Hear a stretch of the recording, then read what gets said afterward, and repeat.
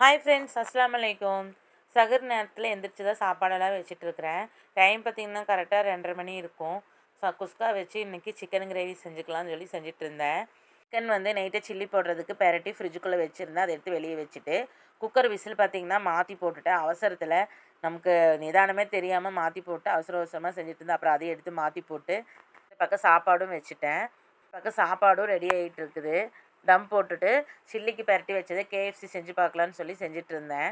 இன்ஸ்டாவை திறந்து பார்த்தாவே KFC, shawarma இந்த மாதிரி தான் வந்துட்டுருக்கு, ட்ரெண்டிங்காக ஓடிட்டுருக்கு. நம்மளும் செஞ்சு பார்க்கலாமேன்னு சொல்லி தான் கேஎஃப்சி பெரட்டி செஞ்சுட்டு இருந்தேன். ப்ராப்பராக வந்ததுக்கப்புறம் உங்களுக்கு வீடியோவை அப்லோட் பண்ணுறேன். இது வந்து ஜஸ்ட்டு ட்ரை தான் பண்ணியிருக்கேன். ட்ரை பண்ணும் போதே நல்ல ஜூஸியாக, நல்ல கிறிஸ்பியாகவும், நல்ல காரமெல்லாம் நல்லா சூப்பராக இருந்துச்சு கேஎஃப்சி. நம்ம கடையிலேயே வாங்கி சாப்பிட்டு வீட்டிலேயே செஞ்சு பார்க்கும்போது நமக்கே கொஞ்சம் ஆர்வம் ஜாஸ்தியாக தான் இருக்குது. சிக்கனையெல்லாம் பொரித்து எடுத்துக்கிட்டேன். கருக விடாமல் பொரிக்கணும், அதுதான் மெயினு.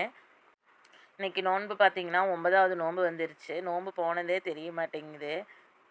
நானும் போய் தஹஜீத்தெல்லாம் தொழுதுட்டு குழந்தைகளையும் ஹஸ்பண்டையும் கூப்பிட்டு விட்டுட்டேன்.